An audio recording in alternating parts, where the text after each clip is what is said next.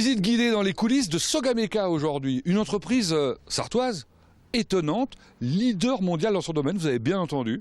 Évidemment, ça plaît ce genre de choses. La preuve, c'est qu'elle vient d'être achetée par un joli groupe qui s'appelle Synerlink et dont le directeur général adjoint est là aujourd'hui. Arnaud Brière, bonjour. Bonjour Pascal. Merci de nous accueillir. Mais écoutez, bienvenue chez Sogameka. Alors, Synerlink d'abord, c'est quoi? Alors Synerlink, c'est une entreprise française de 500 personnes qui est installée à Puzeau-Pontoise et qui fabrique des thermoformeuses, enfin des lignes intégrées de packaging qui rayonnent à travers le monde. Alors thermoformeuse pour des yaourts. Exactement, les pots de yaourt. Nous formons, remplissons et fermons les pots de yaourt, puis après on les découpe, on les met dans des petites cadrettes, puis on les emmène dans des palettes qui vont ensuite dans les supermarchés. Donc vous avez des entreprises en France, vous en avez même à l'étranger, je crois. Hein. On a 10 sites dans le monde et on appartient également à un groupe qui s'appelle Barry Miller, qui lui est américain et qui permet de notre développement à l'international de continuer à croître. Un très gros groupe familial. Un groupe familial, en effet, un groupe industriel avec une culture dont on pourra parler plus tard, mais qui nous aide véritablement à nous développer et à nous professionnaliser. Alors pourquoi avoir choisi d'intégrer Sogameka dans votre groupe? Sogameka est un de nos fournisseurs et qui réalise des outils de découpe, en fait les parties des thermoformeuses qui permettent de découper les plaques de yaourt en cadrettes, en petits pots. Et ils sont particulièrement performants? Ils sont les seuls. Ils sont les seuls dans le monde à faire ça. Enfin, il y en a quelques autres, mais ils sont véritablement les meilleurs. Donc on avait besoin de les intégrer, à la fois pour sécuriser cette activité, mais également pour pouvoir nous développer sur des nouveaux types de plastiques. Vous savez, les plastiques un peu biodégradables, etc. On découvrira ça tout à l'heure, je l'espère. C'est parti pour la visite.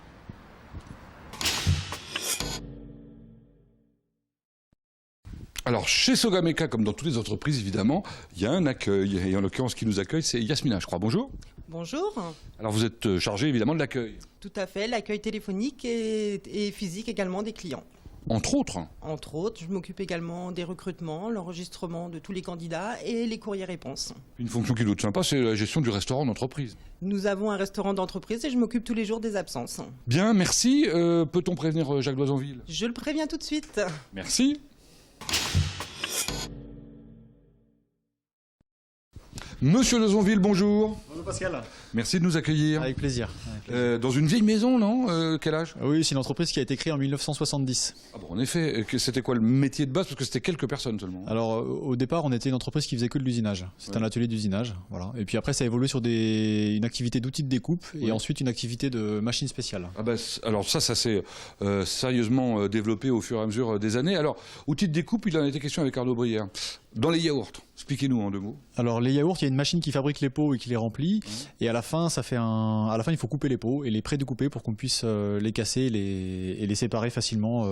Voilà. Ouais. Et des outils de découpe, c'est quelque chose de très très précis et qui coûte très très cher. Oui, alors c'est un ensemble mécanique avec effectivement des grandes précisions, des réglages très fins, un grand savoir-faire dans la coupe. Donc effectivement, il y a un gros savoir-faire. C'est de la haute technologie, on peut le dire. Combien de personnes travaillent là-dessus? Alors on a une dizaine de personnes qui sont dans l'étude et le suivi des affaires, et puis il y a une grosse partie de l'usinage qui est consacrée à ces outils-là. Alors ça, c'est la deuxième activité, l'usinage, qui était celle d'origine en fait, donc une partie consacrée en interne, une partie à l'externe, alors avec une vraie spécialité aussi. Là. En usinage, on a un grand savoir-faire dans les pièces avec une grande précision et des aciers très très durs, très difficiles à usiner. Voilà. Troisième élément, vous l'avez évoqué, les machines spéciales. Alors machines spéciales, c'est des machines qui font faire ce dont le client a besoin. Donc ça peut être partir d'une page blanche et automatiser un système pour pouvoir gagner du temps, voilà, être plus efficace, plus rapide. Vos clients sont des industriels, évidemment. Oui, à 100%. Oui. Très bien. Combien de personnes ici?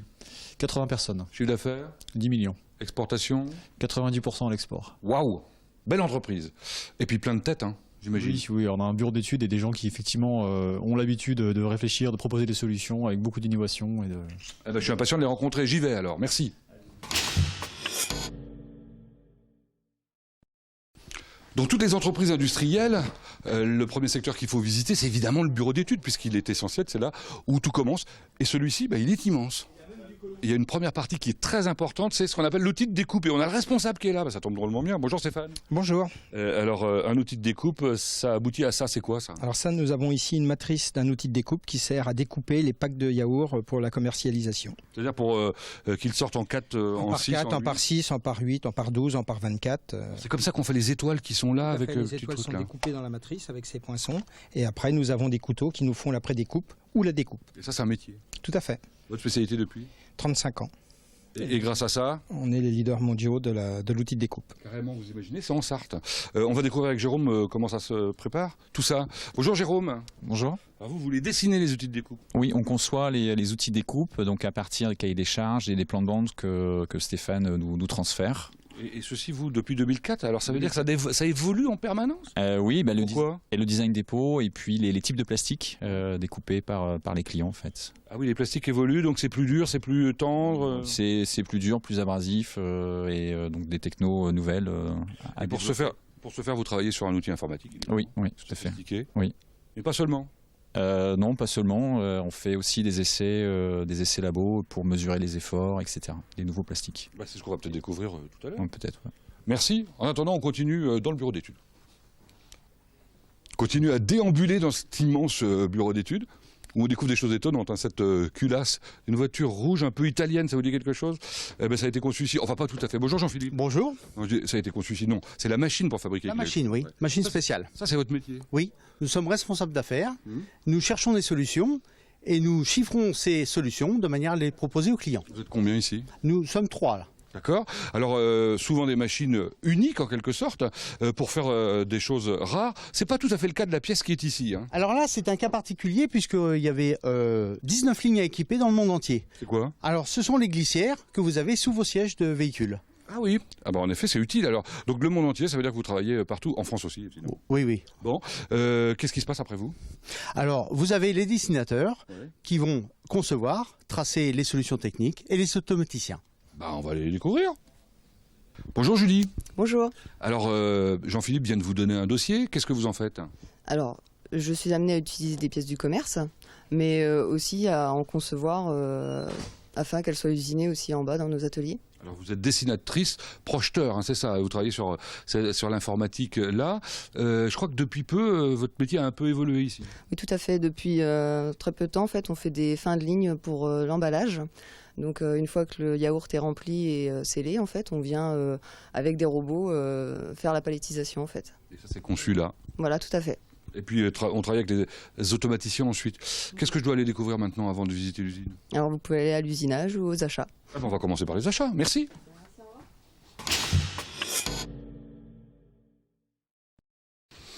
Ce qui est intéressant dans cette entreprise, comme vous pouvez le constater, c'est que où qu'on se trouve, eh bien, on a une vue sur l'atelier. Ça, c'est plutôt agréable. Et là, on est au service achat avec Patrice, que je vais déranger pendant qu'il travaille. Excusez-moi, Patrice, bonjour.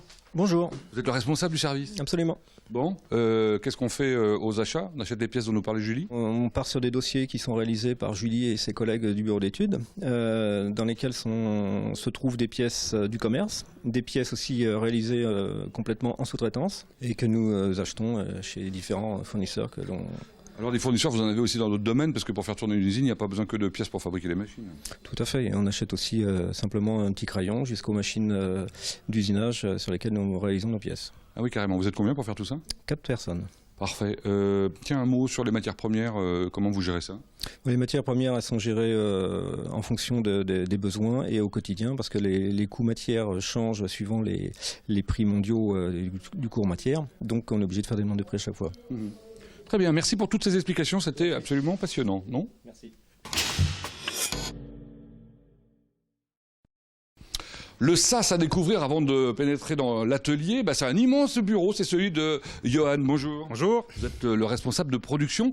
Oui, je disais immense le bureau, il y a combien de personnes ici? Immense, une dizaine de personnes avec les responsables d'affaires, planification et la programmation en amont. En fait, c'est ceux qui organisent le travail dans l'atelier. Tout à fait. Bon. Et dans l'atelier, il y a combien de personnes qui travaillent? 28 personnes. Alors pas en permanence, évidemment. Non, 3-8. Et alors le bâtiment, là, il fait quelle surface? Environ 2000 m². Bon, on va essayer de découvrir chaque élément. Qu'est-ce qui se passe ici? Toute la partie érosion, filet, enfonçage. Ouais. Toute la partie révification, là c'est là où on vient finir toutes les pièces très précises. On travaille dans le micron sur cette zone-là. Ah oui, donc il faut des ouvriers très spécialisés là. Très spécialisés, c'est vraiment finition très fine. À droite? À droite, là un peu de tour conventionnel, parce qu'on fait encore de la pièce unitaire. Et cette partie-là, c'est tout le pôle Mao, ce qu'on appelle ça. On vient faire unir tout ce qui est couteau, matrice, toutes les pièces de l'outil de découpe agroalimentaire. Bon, on a passé le contrôle, mais on y reviendra tout à l'heure. Agroalimentaire, aéronautique maintenant? Et à partir là, sur des machines plus grandes, toute la partie aéronautique, donc des gros poinçons de 1m200, 1m600, des pièces à plus de 600 heures d'usinage sur la partie aéronautique. Des poissons pour former des tôles titane pour les réacteurs. Ah oui, carrément. Dans cet atelier, on a aussi du stockage. Alors ça, c'est tout le magasin qui gère toutes les matières, tout le stockage pour la machine spéciale et tous nos besoins pour l'atelier. Il y a 5 belles tours, là, impressionnantes. Du stockage matière. Stockage matière, débit matière, tout ce qui est préparation en amont pour pouvoir fournir aux machines la matière à usiner. Et puis alors là, on se trouve dans un atelier beaucoup plus classique en quelque sorte. Plus classique. Alors c'est une partie chaudronnerie, il a besoin de place, qui fait des pièces assez importantes. Et là, il va faire tout ce qui est découpe de tôle et soudure. Ce qui me surprend énormément, c'est que c'est super clean, quoi. C'est clinique même. On est obligé d'être propre parce qu'on fait du suivi de la qualité, des choses comme ça, et l'image qu'on donne est importante. Bon, on va découvrir poste par poste. Allons rencontrer Albin, bonjour. Bonjour. Alors c'est quoi votre métier vous? Je suis chaudronnier. Ça veut dire quoi? Qu'est-ce que fait un chaudronnier? Donc le chaudronnier débite des tôles ou des profilés, puis les plie et vient les assembler par soudage. Et évidemment, chaque jour, c'est des choses différentes qui sont faites. Donc on vous donne un plan? Oui, on me donne un plan, très souvent des pièces unitaires, et puis je fais en fonction du plan. Et là, qu'est-ce que vous allez faire sur celui-là? C'est quoi d'ailleurs ça? Là, c'est un outil de découpe chez un client, et on vient insérer des inserts.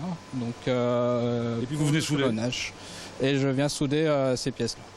Très bien, merci pour cette présentation. Ah, il y a de l'espace, mais il faut quand même passer par un labyrinthe pour arriver ici. Un endroit étonnant, la machine doit pas être toute jeune celle-là. Trentaine d'années celle-ci. Bon. Par contre, les autres autour, beaucoup plus récents. 2 ans. En effet. On vient rencontrer Denis, bonjour. Bonjour. C'est quoi votre fonction ici? Programmeur fraiseur. Ah bon? Alors vous fraisez, ça veut dire que vous allez attaquer la matière, etc. Autrefois, j'imagine que c'est vous-même qui faisiez. Aujourd'hui, vous ne faites plus rien en fait. C'est les machines qui font tout. Là, sur des pièces comme ça, oui, c'est fait par programme. En fait, c'est des programmes faits en FAO. Alors ça consiste en quoi votre travail alors? Nous, on règle les pièces, en fait, on prend les origines et ensuite on lance le programme. Et puis éventuellement, vous démontez quand c'est terminé? Voilà, c'est ça. Et puis on change les outils au fur et à mesure que le programme avance. Bon, ça doit être intéressant de travailler sur ce type de machine. Ouais, bien sûr. Par contre, vous avez beaucoup de boulot. Il y en a 4 pour lui tout seul? Ah bah on est en pleine recherche de fraiseurs. Donc on est en plein recrutement actuellement. Donc si on nous entend, très bien. Qu'on se le dise. Merci Denis. Allez, dans le secteur rectification, on va à la rencontre maintenant de Jean-Paul. Il est en train de travailler, Jean-Paul. Bonjour. Bonjour. Alors, vous êtes rectifieur? Rectifieur, oui. Ça permet d'éliminer de la matière sur des pièces qui demandent de la précision, soit en géométrie ou en cote. Par exemple, là, je travaille suivant un plan. Ouais. Donc, je prends ma pièce, je prends ma cote, je regarde si elle est bonne ou pas. Ensuite, je l'amène sur ma machine. J'ai taillé une meule par rapport à un gabarit pour avoir un rayon. Et ensuite, je travaille. Bon, la meule, c'est pas n'importe quelle meule. C'est des meules très fines pour travailler. Ensuite, je contrôle ma pièce et si elle n'est pas bonne, je recommence. Et ça arrive de temps en temps ça? Et c'est assez souvent, on les reprend assez souvent pour avoir des cotes assez précises, notamment dans le micron. Ah oui, il faut être super minutieux. Il faut être très minutieux, il faut 3 sens pour être rectifieur, la vue, l'ouïe et le toucher. Et les lunettes, on les met que pour travailler? Les lunettes, je les mets que pour travailler parce que c'est pour voir de près. Ça fait combien de temps que vous êtes ici? 34 ans. Waouh. Bravo Jean-Paul, merci. Johan, dernier secteur à visiter? Secteur érosion, enfonçage et fil. Enfonçage et fil. Alors vous êtes enfonceur? Non, érodeur. Ah, érodeur. Bon, c'est quoi la technique? C'est un procédé d'enlèvement de matière par étincelle. Montrez-nous. Alors ça, c'est l'outil qui va permettre... Qui va permettre de réaliser la forme sur la pièce qui est sur la table. Ouais. Alors ça baigne visiblement dans un bain. C'est quoi le bain? C'est du diélectrique à base de pétrole. C'est combien de temps pour travailler une pièce comme celle-là? Pour faire une pièce comme celle-ci, c'est 30 minutes. Bon. C'est la même chose de l'autre côté. C'est vous qui gérez toutes ces machines là? Ouais, je gère les 4 machines. Waouh. Vous avez été formé pour ça? Oui, sur le tas. Ça n'existe pas la formation? Ça n'existe pas la formation. Étonnant. Merci en tout cas. La machine là, c'est quoi là? C'est quasi le même principe, c'est un fil de 3/10 de diamètre qui vient découper le métal par courant. Très bien. Bon, on termine pour cette première partie là. On va aller voir maintenant du côté du contrôle si tout ça c'est bien fait. Merci.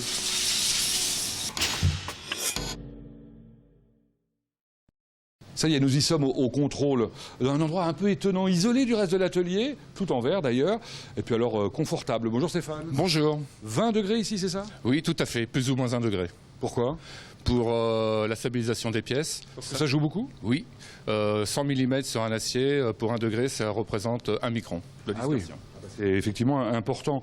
Votre métier, c'est de mesurer? Oui, tout à fait. Avec quoi? Avec des tampons, piacolis, micromètres. Un tampon, c'est ce petit objet-là? Oui, tout. Expliquez-nous. Alors ça sert à contrôler les taraudages. Ouais.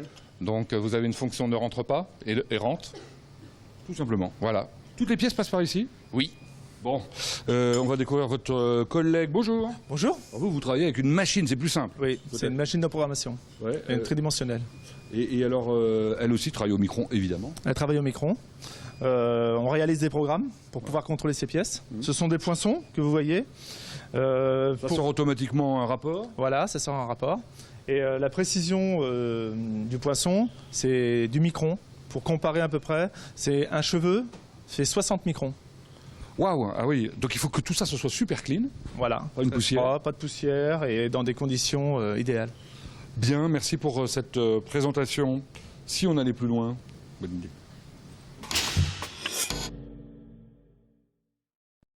On retrouve maintenant quelqu'un qu'on a vu ce matin, il s'agit de Stéphane Goulard. Alors là, ça y est, vous êtes devant votre machine. Elle est finie là, c'est un outil de découpe fini. Fini, prêt à partir pour le marché américain. Alors, pour vous expliquer, regardez, c'est un endroit dans lequel on met les pots de yaourt qui sont remplis. Et que fait la machine? Donc la machine redécoupe tous les pots de yaourt. Donc elle fait des petits trous, par exemple, voilà les petites choses qui vont tomber dans le fond une fois qu'elle a été découpée.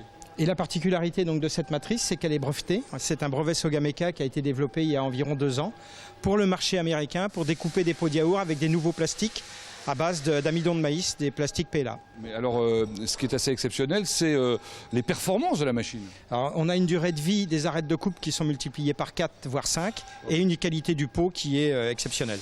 Alors, pour bien comprendre dans quel type de ligne ça se présente, y a un dessin qui a été installé ici. C'est quoi cette ligne? Donc là, c'est une ligne de thermoformage arcile. Ouais. Donc une feuille de plastique arrive, elle est thermoformée, chauffée, thermoformée, remplie avec des doseurs. Et notre outil de découpe est en fin de ligne pour découper les packs de yaourt. Alors rempli de produits laitiers, bien évidemment, on l'aura bien compris. Juste à côté, notre ami Jérôme est monteur, c'est ça? Oui, monteur outilleur. Outilleur. C'est vous qui l'avez monté? Oui, de A à Z, oui. Tout seul? Oui, oui. Comme un grand. Ça demande combien de temps? Une bonne semaine, 1 semaine et demie, ça dépend. Ah oui, quand même, c'est quelque chose de relativement important. Ça fait combien de temps que vous faites ça? 17 ans ce mois-ci. D'accord, c'est assez impressionnant cette précision. Qu'est-ce qu'elle devient après, puisqu'elle est terminée celle-ci? Eh bien, je peaufine les réglages de pré-découpe et de découpe et après ça part aux États-Unis. Carrément, parfait, merci beaucoup. On va voir Pascal maintenant. Lui aussi, il est sur une autre machine, un autre outil de découpe. Hein. C'est ça, oui, bonjour. Bonjour. C'est un outil de festonnage, oui. De festonnage. Ça veut dire? C'est ce qui fait le décor du yaourt. Ah d'accord, ça c'est ce qu'on a ici, donc c'est un autre type de découpe quoi. C'est tout à fait ça, en fait, c'est le papier qui vient autour du yaourt. Sur le côté. Pour faire le décor. Voilà, comme ceci, on l'entoure. Et ça, c'est la partie supérieure de la machine? Ça, c'est la traverse supérieure de l'outil, ouais. Vous allez l'installer sur l'autre là-bas? On va l'installer sur les 2 autres, oui. Alors de la même manière, elle sera terminée dans combien de temps? Alors en général, c'est combien de temps? Environ une semaine, une bonne semaine pour un outil, ouais. Ah oui, quand même. Et elle part où, celle-ci? Celle-ci, c'est une ligne qui part en Espagne. Parfait. Quand on vous disait que Sogameka était leader mondial, on comprend maintenant pourquoi. Merci Pascal.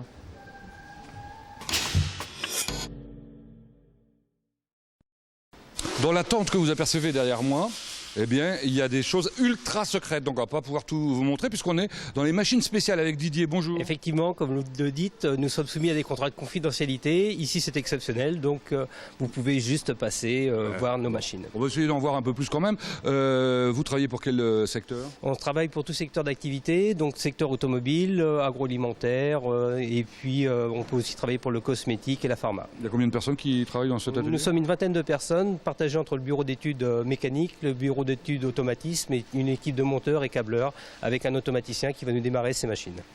Alors, qu'est-ce que c'est qu'une machine spéciale? Il y a des choses étonnantes. C'est quoi les chariots là? Là, c'est des chariots pour assister un opérateur à monter des pots d'échappement sur des tracteurs, par exemple. Ah oui, donc tracteur agricole. Agricole, tout à fait. Une usine qu'on doit probablement bien connaître ici au Mans. Derrière nous, on est en train de préparer une autre machine spéciale. Qu'est-ce qu'on y fabrique? Donc, cette machine spéciale elle est faite pour faire des pièces d'une partie automobile. Comme je vous l'ai dit tout à l'heure, je ne peux pas vous en dévoiler plus. D'accord, on s'en contentera. Qui travaille dessus? Alors là, j'ai un monteur, un électricien et l'automaticien qui ne doit pas trop être loin. Eh ben, on va découvrir le monteur. Merci Didier. Je crois que c'est François. Bonjour. Oui, bonjour. Alors François, vous êtes en train de préparer le contenu en quelque sorte de la machine. Oui, moi je suis en train de préparer tout ce qui est assemblage mécanique pour la machine avant de faire la mise au point par la suite. Oui, la mise au point, vous la ferez une fois qu'elle sera évidemment terminée. Terminée, exactement. Bon. C'est un métier intéressant ça. C'est un métier intéressant et polyvalent avec différents montages. Ça change en permanence puisque ça n'est jamais la même machine. Non, ça change tous les jours. C'est l'avantage. Bon, vous ne travaillez pas tout seul? Non, je travaille avec Franck, l'électricien. Ah, très bien. Il est là? On va aller le chercher. Ah bah oui, il est en bas là. Bonjour Franck. Alors vous faites quoi? Donc moi je fais toute la partie câblage électrique et pneumatique des machines. Donc là vous avez une grille pneumatique, vous avez un pupitre, donc on fait toutes les découpes, on implante le matériel. Ouais. Donc on fait aussi tout le câblage des boîtes, des actionneurs. Et puis alors il y a une deuxième partie de la machine qui est l'armoire, je sais pas, ça s'appelle une armoire de commande? Oui, l'armoire de commande. Donc c'est ici qu'on retrouve tous les variateurs de vitesse, partie automate. Donc là on a Christophe qui fait le câblage de la machine. Bonjour Christophe. À l'armoire. Et donc après nous on fait la partie mise au point et après donc il y a Gaël qui rentre le programme dans l'automate et qui va essayer la machine après. Eh ben on va aller le découvrir l'automaticien puisqu'il est là. Bonjour Gaël. Bonjour. Donc vous êtes un peu à l'origine et puis même à la fin du processus de fabrication. Tout à fait, le métier d'automaticien en fait se situe à la fois au début, pendant et à la fin du process. Alors précisément c'est quoi? Donc au début c'est concevoir un programme, le préparer, l'écrire et au milieu c'est charger ce programme dans l'automate de la machine, démarrer la machine, régler la machine pour qu'elle atteigne ses performances et après voilà c'est la livraison de la machine sur le site du client. Ah, mais il faut que ça marche. C'est mieux, sinon ça se passe pas bien. Bon. Donc normalement ça marche. Bon, comment on devient automaticien? On devient automaticien avec un bac+2 ou bac+3, plus une évolution permanente en fait directement sur le tas. Je crois qu'ici on en recherche encore. Hein. Tout à fait, en fait c'est une demande qui est de plus en plus importante et on recherche ce métier puisqu'il faut automatiser de plus en plus les sites industriels. Ouais. Donc voilà, on recherche ce profil. C'est pas mal, non? Vous voyez pas vous faire dans les machines spéciales un peu top secret? Oh ouais, ça c'est bien, merci. Merci.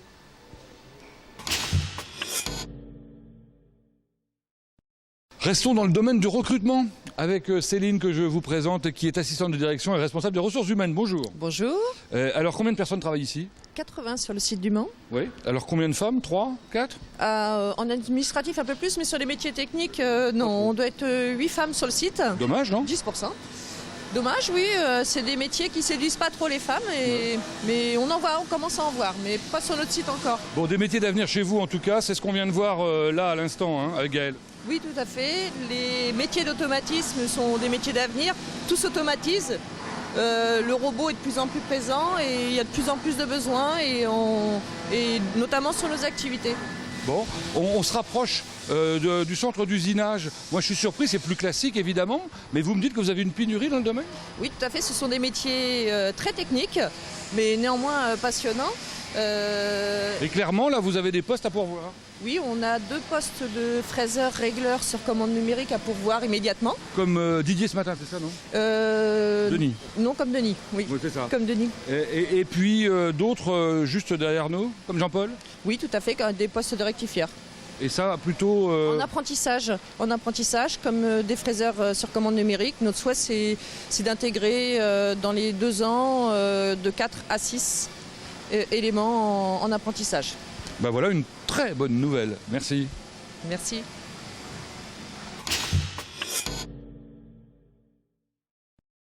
Bon, bah, c'est ainsi que se termine la visite de cette belle entreprise Sogameca avec les dirigeants. Messieurs, merci de nous avoir accueillis. C'était un plaisir.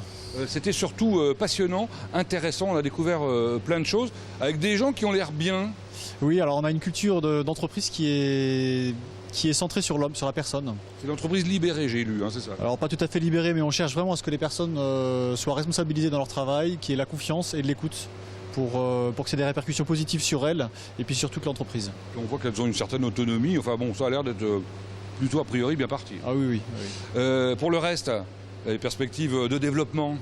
Plein de projets, vous comprenez bien, plein de projets sur l'activité outils découpe. celle qui découpe nos pots de yaourt, notamment parce qu'on va avoir affaire à des nouveaux types de matériaux. Ah oui, ça change tout ça. Oui, ça change tout. On a des gros enjeux là-dessus. Nos clients veulent des matériaux qui soient plus proches, plus écologiques, à base d'origine végétale, etc. Donc nous, c'est des vrais enjeux. On va pouvoir les recycler alors, peut-être. Ah, peut-être pas demain, mais après-demain. En tout cas, c'est vraiment la tendance qu'il y a sur le marché. Et puis alors, l'autre perspective de développement, c'est quoi? C'est sur la partie robotique. Notre ligne de produits Acrium, c'est notre plus grosse croissance pour les prochaines années. Et ici, on a une équipe d'experts parfaite pour nous aider à nous développer, que ce soit du bureau d'études ou de l'atelier. On l'a vu en effet. Bon, avant de se quitter quand même, une petite question piège comme ça. Est-ce qu'on peut reconnaître d'une manière ou d'une autre les produits qui sont issus des lignes Synerlink Sogameka? Vous avez jamais retourné votre pot de yaourt?